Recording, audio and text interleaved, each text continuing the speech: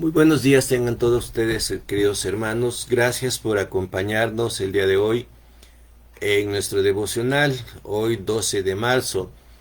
El tema que nos aborda el día de hoy es eh, continuar con el estudio acerca de lo que nosotros creemos como cristianos y sí como iglesia, cuál es el fundamento de nuestra fe. Y hemos estado a lo largo de estos días, desde el domingo pasado, tratando el tema de la Trinidad. Sabemos que es un tema que tiene mucha controversia y que en algunos círculos ha sido rechazado. Hoy quisiéramos hacernos una pregunta. ¿Qué tanta confirmación tenemos nosotros en la Biblia acerca de la existencia de esta doctrina? Es decir, la Biblia realmente enseña que existe la Trinidad, que existe un solo Dios y que hay tres personas que son Dios, que son ese Dios.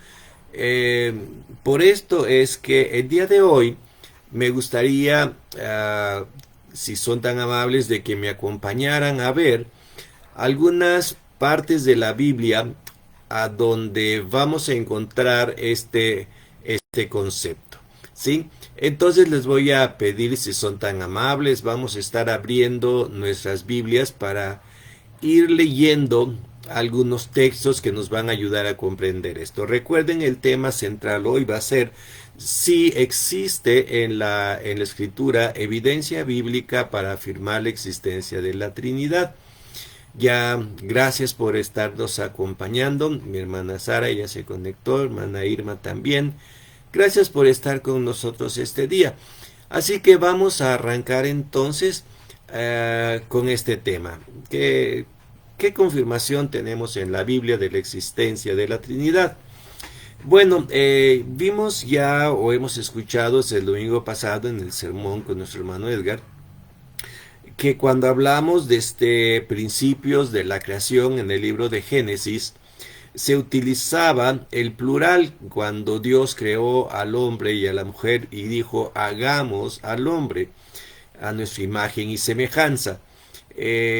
La primera mención que encontramos es esta.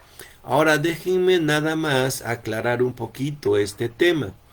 El plural que encontramos aquí no necesariamente va a indicarnos la existencia de una Trinidad.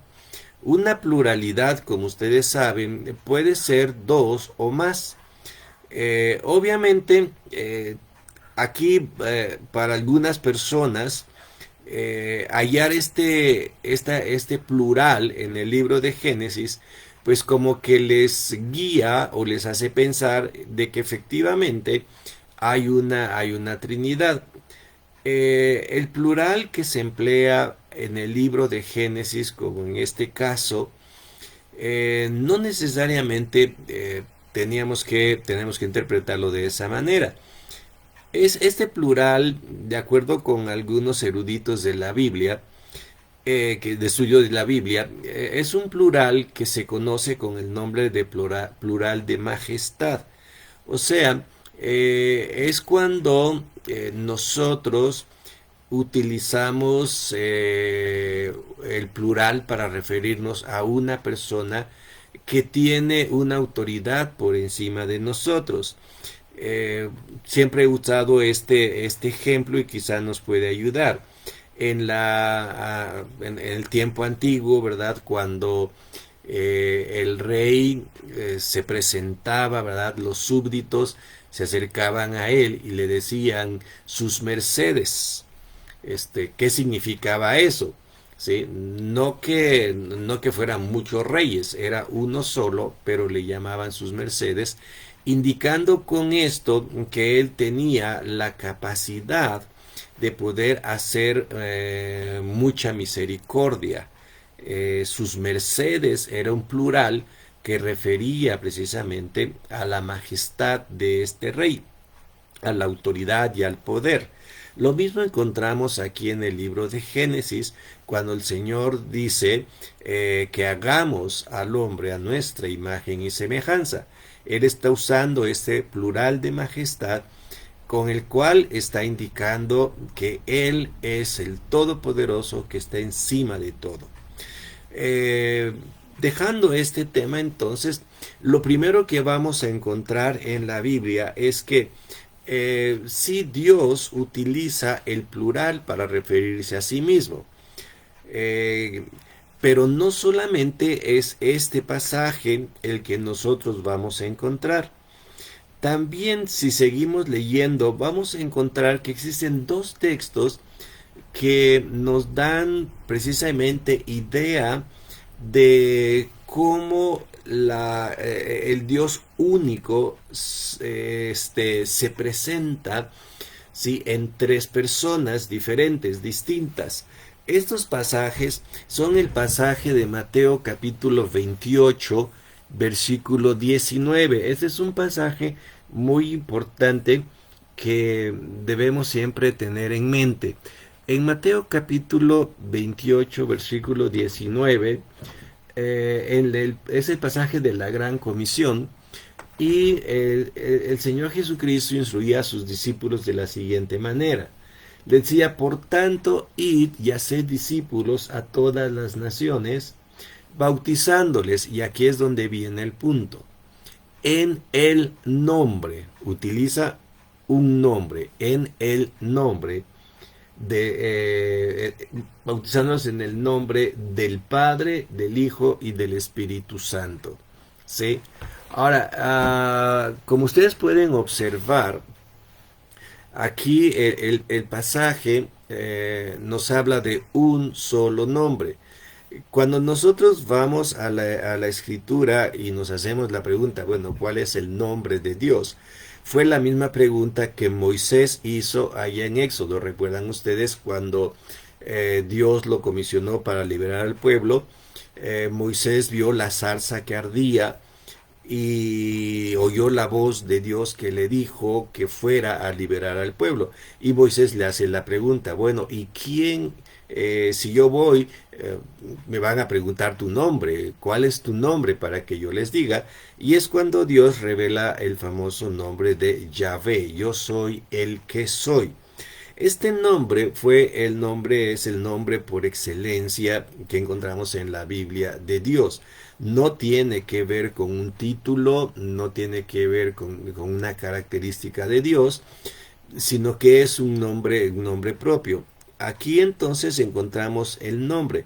La pregunta es si este nombre Yahvé se aplica tanto al Padre como al Hijo y al Espíritu Santo. La evidencia que encontramos en la Biblia es que, por ejemplo, al Señor Jesús sí se le llama de ese nombre. No de una manera directa, pero sí podemos inferir este hecho. Por ejemplo, cuando Jesús es presentado y se habla de que Él venía, y antes de llegar Jesús venía a un mensajero que iba a preparar el camino, se habla de este nombre. En Malaquías capítulo 3:1 se dice que Juan iba a venir a preparar el camino del Señor. Si ustedes recuerdan el pasaje, Malaquías 3:1 dice: aquí yo envío mi mensajero, el cual preparará el camino delante de mí. Es Dios quien está hablando, ¿sí? Y lo curioso es que cuando llegamos a los evangelios, precisamente encontramos este hecho, ¿no? Que cuando el Señor Jesucristo llegó al mundo, utilizaron el texto para decir que Juan era el que venía delante de él. Entonces, Juan es el enviado delante de Yahvé. ¿Quién es Yahvé? Es el gran Dios. Y en este caso, este Dios no es otra persona más que el Señor Jesucristo. Hay otro pasaje similar a este, que es el de Romanos capítulo 10, en el versículo 23, en donde perdón, versículo 13, Romanos capítulo 10, versículo 13, que dice, porque todo el que invocare el nombre del Señor será salvo. Aquí Pablo estaba hablando de la persona del Señor Jesucristo, y estaba diciendo que Jesucristo es el que viene a cambiar, a dar vida, a perdonar los pecados, ¿sí? Y entonces Pablo dice esto, ¿no? Que todo el que cree en él, el que invocare el nombre del Señor será salvo, o sea, el que invocare el nombre de Jesucristo será salvo. Esta cita también la utiliza, o mejor dicho, está citada en Joel capítulo 2, versículo 32, en donde Joel habla precisamente de Yahvé. Joel capítulo 2, versículo 32 dice, y todo aquel que invocare el nombre de Jehová será salvo. O sea, todo el que invocare el nombre de Yahvé será salvo. Es interesante que Pablo lo cita también. Entonces Pablo estaba hablando de Jesucristo. Joel está hablando de Yahvé, el Dios, el que es, el que se le apareció precisamente a Moisés en el monte Sinaí. Lo curioso que observamos entonces es esta relación. Joel habla de Yahvé, y Pablo dice que Yahvé es Jesús. Entonces, como ustedes pueden observar, volviendo a nuestro pasaje de Mateo, ¿no? Cuando nosotros estamos estudiando la Gran Comisión, y le dice el Señor a los discípulos, ir y hacer discípulos a todas las naciones, bautizándolos en el nombre. Esto implica, hermanos, que hay un nombre de la divinidad, un nombre de Dios, que es Yahvé. Y este Yahvé es precisamente el Padre, el Hijo y el Espíritu Santo. O sea, el Padre, el Señor Jesucristo y el Espíritu Santo. No encontramos una relación directa con el Espíritu Santo en donde veamos este mismo intercambio, pero sí vemos una cosa muy curiosa. Y es esto, que precisamente al Espíritu Santo se le llama Dios. En Hechos capítulo 5, ustedes recuerdan la historia de Ananías y Zafira. Cuando Ananías llega y miente, Pedro lo confronta. Pedro le dice, Ananías, ¿por qué llenó Satanás tu corazón para que mintieses al Espíritu Santo? Aquí Pedro le está señalando a Ananías que está mintiéndole al Espíritu Santo. Continúa diciendo, reteniéndolo, no se te quedaba a ti, y vendido no estaría en tu poder. ¿Por qué pusiste eso en tu corazón? Y termina diciendo esto, no mentiste a los hombres, sino a Dios. Había estado mencionando que le mintió al Espíritu Santo, y ahora aclara de manera directa que está mintiéndole a Dios. Esto nos muestra precisamente esa divinidad del Espíritu Santo. El Espíritu Santo también es Dios. Y hay otro pasaje más que relaciona ahora a Cristo con el Espíritu Santo en una forma muy, muy interesante. En la segunda carta de Pablo a los Corintios, en el capítulo 3, versículo 17, Pablo hace esta declaración. Dice, pero cuando se convirtieron al Señor, cuando se conviertan al Señor Jesucristo, el velo se quitará, porque el Señor es el Espíritu. O sea, el Señor Jesucristo es el Espíritu. Noten que nuevamente Pablo aquí hace esta relación directa. Pedro dijo que el Espíritu es Dios. Aquí Pablo está escribiendo y diciendo que el Espíritu es el Señor Jesús. porque el Señor es el Espíritu, donde está el Espíritu del Señor, ahí hay libertad. Entonces hace esta relación. Como ustedes pueden observar, la Biblia constantemente hace este tipo de intercambios, de relaciones. Por esto es que cuando llegamos al pasaje de Mateo capítulo 28, 19, es muy interesante que nosotros pongamos atención a lo que dice el texto. Por tanto, id y bautizar en el nombre de Yahvé, el Dios que es. Y ese Yahvé, ¿quién es? Pues es el Padre, es el Hijo y es el Espíritu Santo, quienes son iguales en esencia, aunque su funcionamiento, aunque en administración de las labores de la divinidad, ellos funcionan de manera distinta. Espero no haberles confundido con todos estos textos. Si hay alguna duda, con toda confianza, cuando nos veamos en el pasillo de la iglesia, me lo pueden hacer. También observamos, ¿no?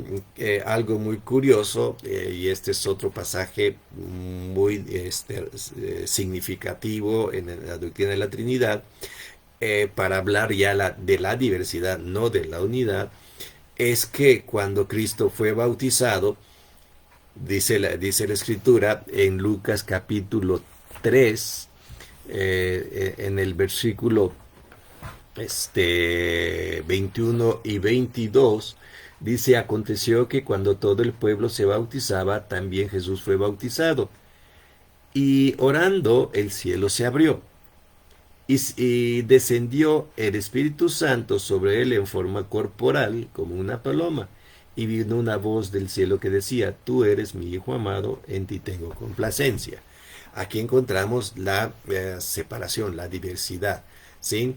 Uno, el Espíritu Santo, Dios que habla desde el cielo, y Cristo que es bautizado, las tres personas de la Trinidad. Entonces, como ustedes pueden observar, juntando estos textos, podemos observar si efectivamente hay un solo Dios, Padre, Hijo y Espíritu Santo, y los tres son uno. El Padre, el Hijo y el Espíritu Santo, podemos decir, son nuestro Yahvé, nuestro Jehová, nuestro Dios, el que es y el que existe. Y por otro lado, tenemos la diversidad. El Padre, el Hijo y el Espíritu Santo, quienes están funcionando, están trabajando, administrando cosas particulares, que tienen una labor independiente el uno del otro.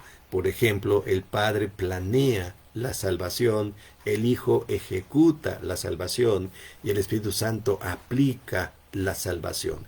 Ahora, como ustedes pueden observar, hermanos, hay evidencia, y esto es nada más una parte muy breve por el tiempo, que nosotros podemos considerar, ¿no? Estudiar así rápidamente de lo que es la doctrina de la Trinidad. Pero viene a la mente entonces, bueno, ¿y de qué nos puede ayudar saber que tenemos un Dios trino? Cuando estuve pensando en esto, me vino a la mente tres cosas que nos pueden ayudar, ¿no? Saber de la Trinidad nos puede, por un lado, traer la seguridad de que lo que es nuestra vida está perfectamente bien delineada y bien planeada a través del Padre, Dios el Padre. Él planea todo para nosotros, y Él sabe exactamente hacia dónde va nuestra vida, qué es lo que va a pasar y cómo va a pasar. Nosotros podemos tener seguridad a través de la contemplación de Dios el Padre. Pero también podemos tener nosotros el sentimiento de comprensión, de saber que somos comprendidos a través del Hijo. Cuando pensamos en Cristo como nuestro Salvador, sabemos que Él nos comprende. En la carta a los Hebreos nos dice que Él, como sumo sacerdote, sufrió igual que nosotros. Así que Él nos entiende. Cuando nosotros nos sentimos confundidos, cuando nosotros nos sentimos abatidos, nos sentimos tristes, Cristo está allá y Él nos entiende, dice Hebreos, porque Él pasó por lo mismo que nosotros. Y también cuando nos sentimos tristes, sabemos que tenemos una fuente amplia de consolación en lo que el Espíritu Santo hace en nuestra vida, porque Él es el consolador. Él es el que toma nuestras lágrimas, el que sabe lo que sucede, porque Él y el Padre y el Hijo son uno mismo. Entonces yo puedo tener, fíjense, esa seguridad de que todo va a salir como Dios ha planeado. Tengo precisamente el consuelo desde el Espíritu Santo a través de la vida, y tengo también la comprensión de Cristo cuando sabe lo que me está pasando, lo que me está sucediendo. Así que, hermanos, yo quiero dejarles precisamente con estos pensamientos ahora, que tengamos tranquilidad, seguridad, que busquemos el consuelo y disfrutemos el consuelo de Dios, y que disfrutemos de la comprensión que el Señor Jesucristo tiene para nosotros. Espero que estos pensamientos nos ayuden. Gracias por haber estado con nosotros. Ruti también, Hanna, buen día también para ustedes. Hermana Lidia, gracias por acompañarnos. Hija, qué bueno que estás aquí escuchándonos. Alfredo Hernández, también gracias por acompañarnos. Samuel, un saludo a la familia también. Patti Enríquez, ay, qué gusto verte, Patti.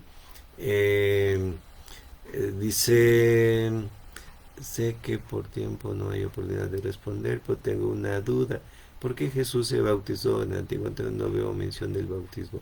¿Qué significa? Ay, Patti, me encantaría contestarte esta pregunta, y si me das oportunidad, te la voy a contestar, pero a través de tu, ¿cómo se llama? De tu Face. Entonces voy a tomar esta pregunta. ¿Sí? ¿Por qué el Señor Jesús se bautizó en el Antiguo Testamento? No veo mención del bautismo. Así que, ¿qué significa eso? Bueno, te lo contestaré a través de tu Face. Dame una oportunidad tantito, ¿verdad? Para que yo lo pueda hacer en transcurso, si puedo, en el transcurso del día. Pues de mi parte es todo, mis hermanos.